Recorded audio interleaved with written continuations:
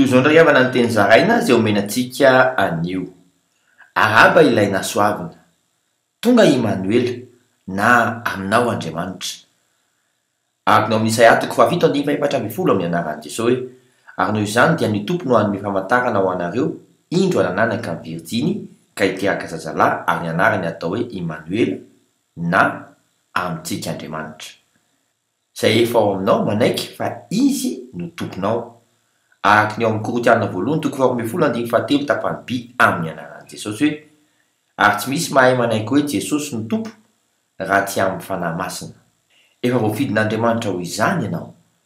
Araka ny ao amin'ny Korintianina 2:9-20 amin'ny anaran'i Jesosy: ahoana ary?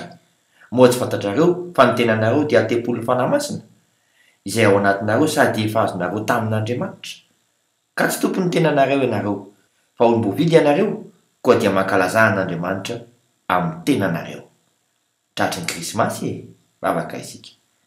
Raha io tohana ny foky satria nofidianao ho tempolon'ny fanahinao masina ny tenako, izay midika fa ombahy foana ianao. Misaotra Tompo, amin'ny anaran'i Jesosy Kristy velona avy any Nazareta. Amen. Mandram-piona Tompoko fiadanane.